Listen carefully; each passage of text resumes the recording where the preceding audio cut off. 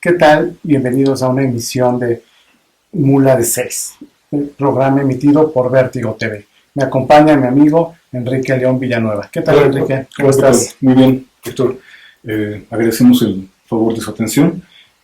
Contento de estar una vez más aquí en Vértigo TV. Esta ocasión tenemos con nosotros, para hablar del tema de historia y educación, a la doctora Paola Suárez Ávila, licenciada en Historia por la Facultad de Filosofía y Letras de la UNAM y doctora en Antropología por el Centro de Investigaciones y Estudios Superiores de Antropología Social. Doctora, platícanos un poco acerca del tema de la independencia de México, ahora que se vienen que estamos próximos a la celebración del grito. ¿De dónde surge este rito de gritar que somos libres? Bueno, hay una razón principal de cuándo se empezaron a hacer las celebraciones del grito de independencia. Fue justamente con la llegada de Iturbide, cuando es la consumación de la independencia después de 1921, que Iturbide decide promover en el Congreso que se aprueben los días feriados civiles, que van a ser justamente el inicio de la independencia, que coincide con el 16 de septiembre, y el 4 de octubre, que va a ser la consumación de la independencia, que corresponde a 1921. Estos 2 días van a ser utilizados como ferias nacionales o como festividades de la nueva nación independiente, y que van a ser respetados a lo largo de la historia. Es decir, que es una fecha que se reconoce casi inmediatamente después de la consumación de nuestra independencia.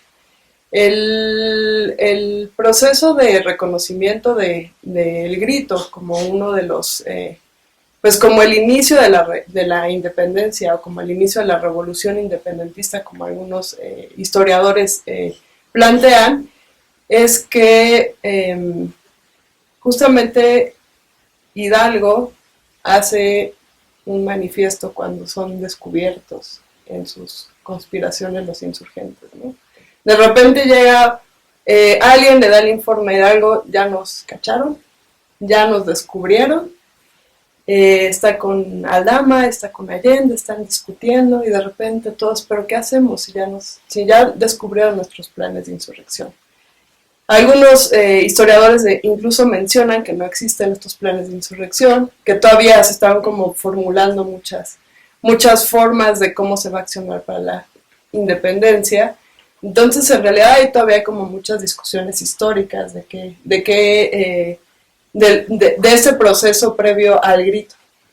El grito puede resultar un mito para la historiografía en México, pero lo que significa para algunos historiadores es algo muy emblemático. Por ejemplo, Luis Villoro nos menciona que es el momento en el que Hidalgo se decide pasar de lo ideario a la revolución popular, ¿no? O sea, pasa de ser un ideólogo, de solo estar fundamentando ideas con un grupo de conspiradores, a pasarse a una rebelión ya con el pueblo, ¿no? Entonces eso significa mucho dentro del imaginario y la mentalidad, las mentalidades históricas de los mexicanos, ¿no? Es el inicio de nuestra independencia. Yes.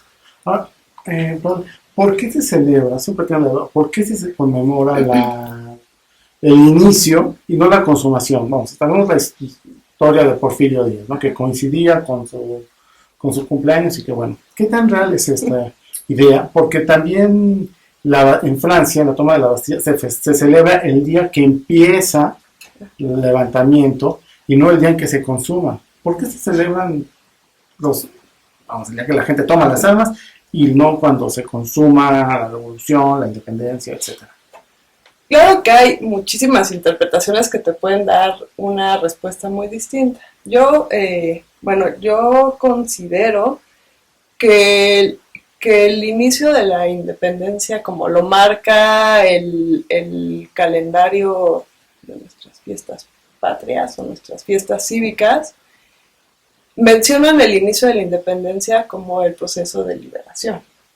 Cuando se concluye la independencia, pues en realidad no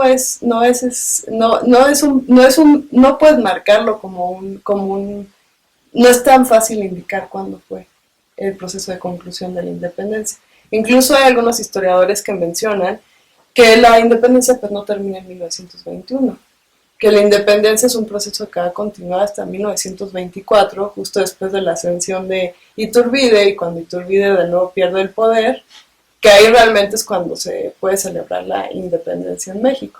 Entonces yo creo que ese periodo que es de disputa de 3 años, de 1921 a 1924, es clave para que los historiógrafos, tanto contemporáneos como de la época, José Luis María Mora, Carlos Bustamante, o sea, hay muchísimos historiadores que hicieron la historiografía de la independencia, te van a marcar que no, o sea, que no hay un periodo en el que ellos puedan coincidir cuál es el fin de este proceso. ¿Es una cuestión de facilidad? ¿Es una cuestión de manejabilidad de fechas?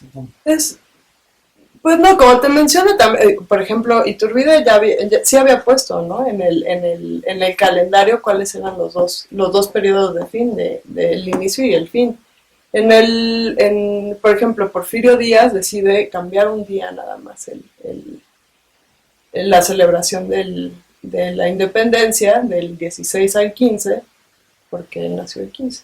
O sea, y dice, bueno, esos días van a ser los grandes desfiles y, ¿no? Eso todo para que también es interesante la figura del presidente, ¿no? En ese momento Porfirio Díaz, y la figura de Iturbide como también una figura política, cómo se quieren ellos poner con referencia a la historia nacional. También ellos quieren aparecer como héroes, ¿no? Ellos también se quieren significar dentro de esta historia y también se quieren dar un lugar, ¿no? Dentro de esta narrativa, que Porfirio Díaz sea parte también de la historia nacional. Al final los dos, si ustedes ven las formas en las que aparecen en la historia, incluso pueden aparecer pues, como, un poco como traidores o como pues no tan bien vistos en general por el pueblo, no son tan populares como una figura como Hidalgo, por ejemplo. Ahora, retomando un poco esta situación de inconsistencias, Uh-huh. tú también eres autora de libros de texto. Uh-huh. En este plano entre qué se le enseña al niño y cuál es la verdad o la true, ¿cómo conciliar esto en un libro de texto? Vamos, por ejemplo, y permíteme extender un poco la pregunta. Algunos autores aseguran que inclusive no tenían un ideario ilustrado los insurgentes, sino que la insurgencia era para ganar poder criollo y que la insurrección se da más a partir de una coyuntura para hacerse de la fuerza del pueblo para lograr sus objetivos, y que inclusive Hidalgo se distancia de Morelos porque Morelos se le ocurre la barbaridad de abolir la esclavitud, ¿no? Y que algunos inclusive aseguran que es bueno, ¿quién va a trabajar? ¿No? ¿Cómo se concilia esto para la educación? Bueno, la educación y la historia hay un trabajo muy fino actualmente.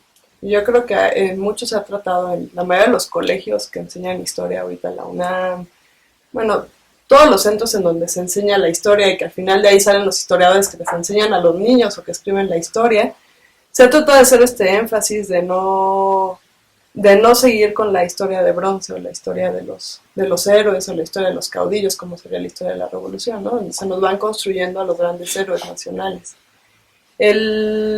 Esta narrativa, de hecho, la critica uno de los grandes historiadores mexicanos, Luis González y González, en un libro que se llama El oficio de historiar, que les enseña y nos enseña a nosotros los historiadores jóvenes algunas formas de hacer la historia, de cómo debemos escribir la historia. Te va diciendo los errores que han sido garrafales dentro de la historiografía, de cómo les han enseñado la historia a los niños, cómo les han creado las imágenes, cómo les han creado sus héroes, y también para qué han servido los héroes. Si contemplamos que los héroes sirven para contar una historia nacional, esa historia les ha servido mucho a los estados-nación. Ahorita cuando vemos que el estado se va diluyendo, no va siendo tan importante la narrativa de la nación como otro tipo de narrativas, entonces también las figuras de los héroes se van diluyendo.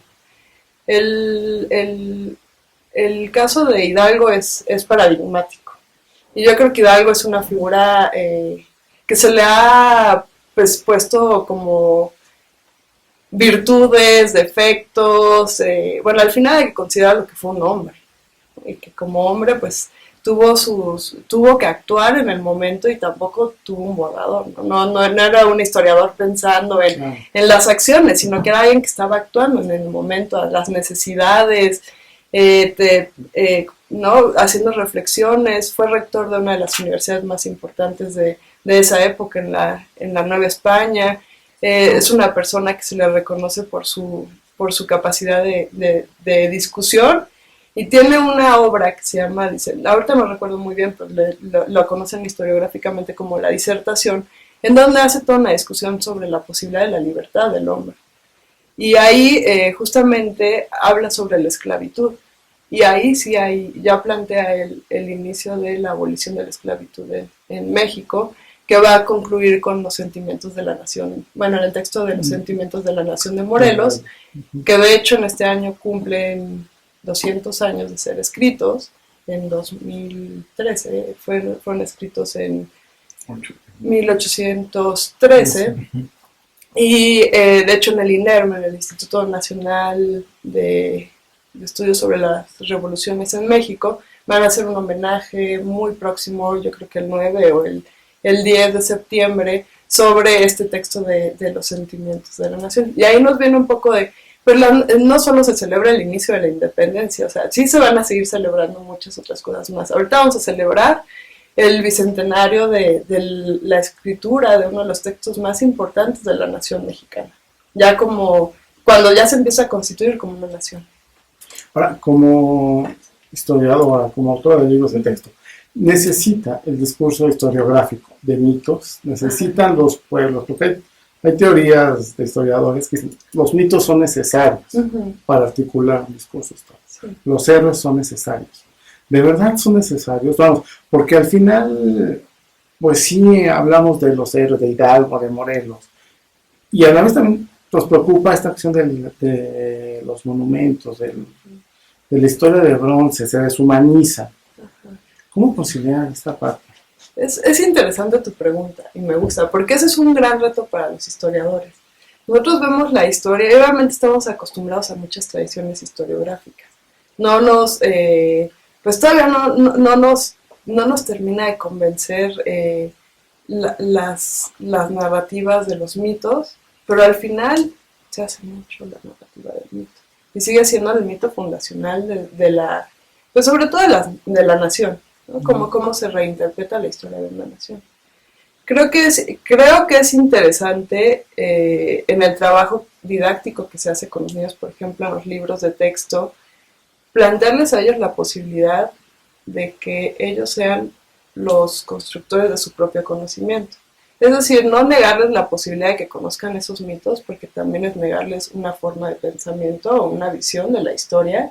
Sí, acercarlos a que existen ese tipo de construcciones históricas de los personajes, pero que también es necesario construir la historia social, que la historia social es justamente pues, la gran batalla, ¿no? de centrar la figura de los grandes héroes y darle el sentido a nuevos grupos sociales que han aparecido muy poco en nuestra historiografía. Es como, es un reto, ¿no? Es un reto trabajar de esta manera con los niños y con los adolescentes. Pero no se vuelve un poco confuso, te lo pongo en el sentido de que cada gobierno, cada ideología tiene sus mitos. Claro. O sea, Benito Juárez a un partido le conviene y a otro no. Madero le conviene a un partido, a otro no.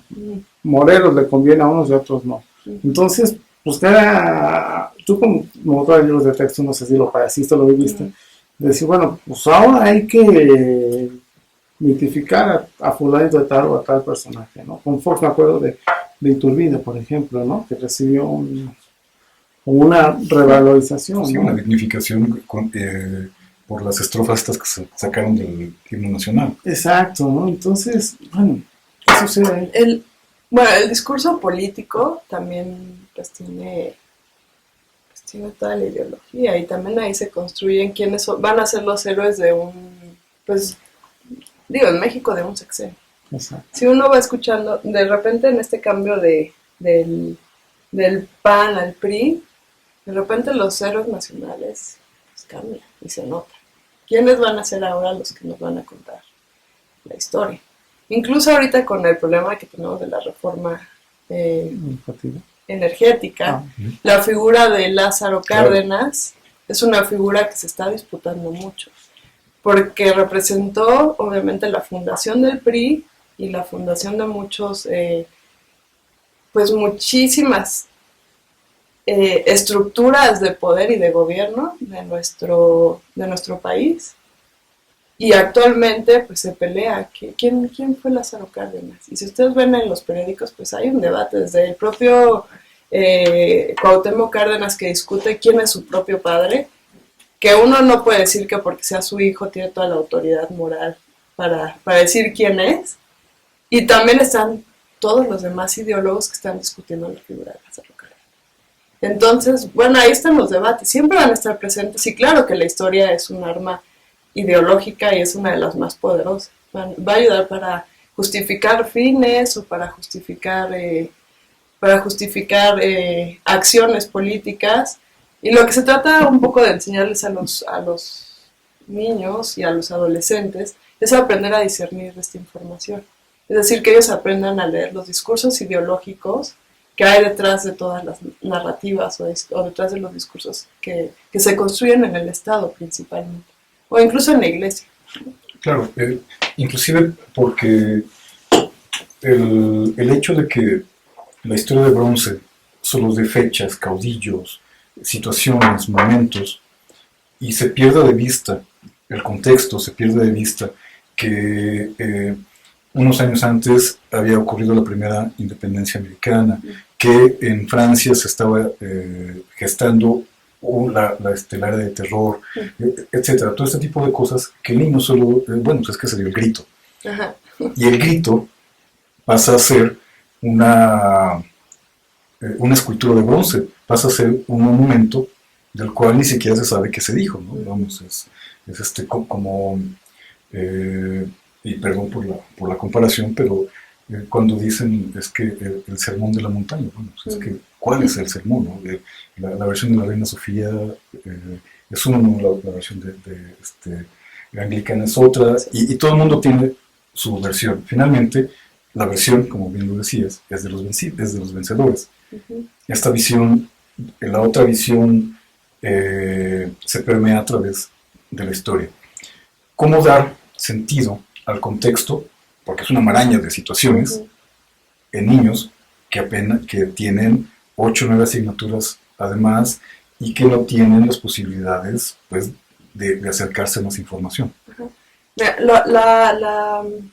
La didáctica de la historia es un reto para los historiadores, sobre todo porque casi no se quiere hacer didáctica de la historia. Es uno de los, incluso en la Facultad de Filosofía yo diría que es uno de los cursos menos aprovechados y que menos les gustan a los historiadores, porque los historiadores pues, quieren ser los grandes investigadores, no quieren ser profesores. ¿No? Déjame te pregunto este sentido que está compartido. Por ejemplo, ¿cuántos en un curso de didáctica de la historia, cuántos alumnos hay en comparación y cuántos hay en uno de investigación sobre la independencia o el siglo XIX en México? ¿Cuál es la diferencia, la proporción de esto? El asunto es que didáctica de la historia es un curso obligatorio. Entonces no lo puedes evitar. Claro. Entonces la mayoría de la gente cuando llega, creo que es en tercero y cuarto semestre, cuando pasas por didáctica de la historia, siempre lloras, porque justamente no te gusta.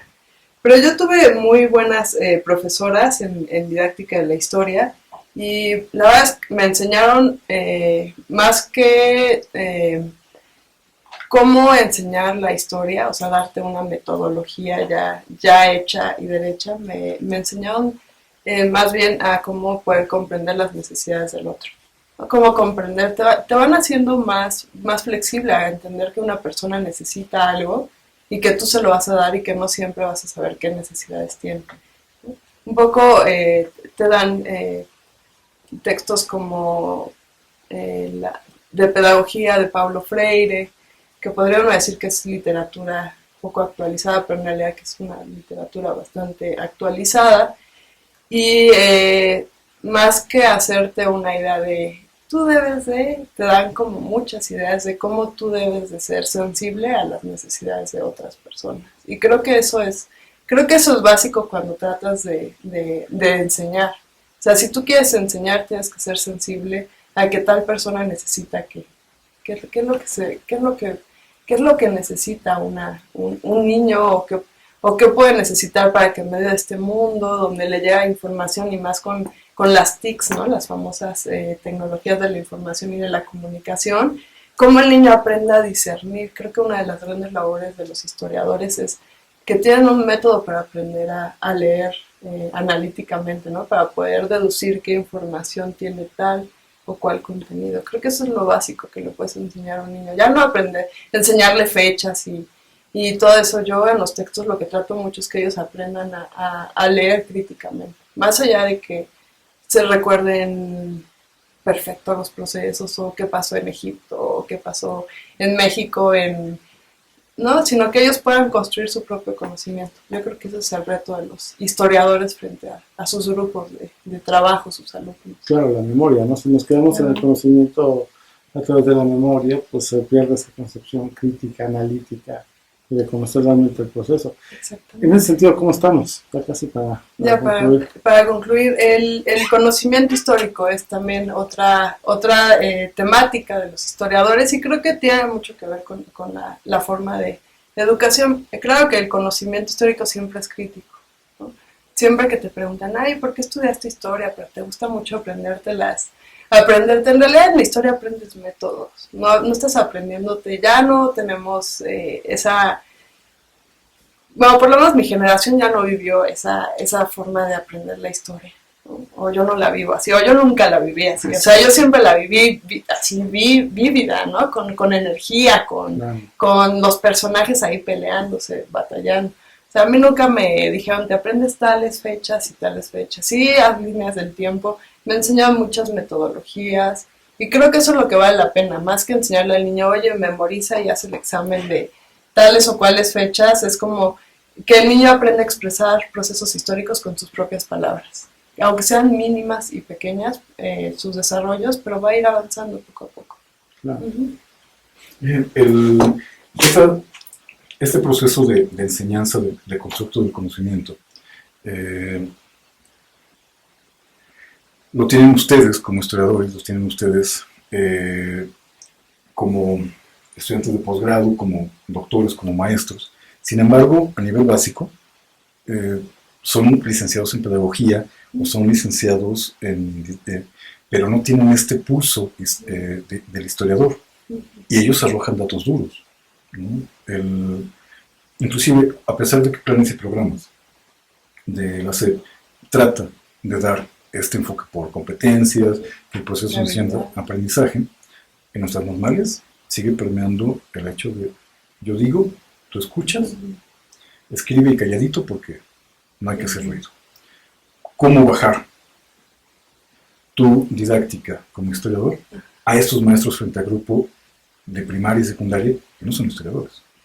Eso es otro de los grandes retos también en la educación de la historia, porque muchas veces uno hace sus libros encantadores y con una metodología y con una didáctica, porque todos los libros te proponen más que te proponen, te obligan por los programas tanto de la SEP como de la UNAM, que son los que casi dirigen las líneas de educación aquí en México. Aun cuando uno hace ese esfuerzo, sí, obviamente tienes el problema de que los profesores muchas veces pues no están educados como historiadores, ¿no? Son profesores de normales que hacen la labor de enseñar español, historia, literatura, que tratan de tener como la posibilidad de enseñar todo, pero hace difícil muchas veces ¿no? llegar a este punto del conocimiento crítico. Pero no es imposible. No, y de hecho yo creo que hay muchísimos maestros que lo logran, o sea, como una muy buena, o sea, una muy buena parte de los profesores logran pues por lo menos en las cuestiones de humanidades, hay un trabajo importante en México. Ya con esto abrimos la puerta para otro programa, ¿no? Porque es la forma en la que se enseña en las escuelas, el problema de los maestros que está muy, muy vívido ahorita, que tan vigente. Yo creo que, pues, Paula, nos gustaría que regresaras aquí para hablar de eso, claro, ¿no? De sí, la forma en cómo se enseña en las escuelas, ¿no? Sí, este proceso no solo está muy vívido, para algunos es demasiado sentido. Muy sentido, exactamente. Exacto. ¿No? Bueno, pues Paola, muchísimas gracias por haber venido con nosotros, por brindarnos tu tiempo. Gracias. Y amigos, agradecemos infinitamente su atención y pues estamos viéndonos en otra emisión de Mula de Seis. Hasta luego.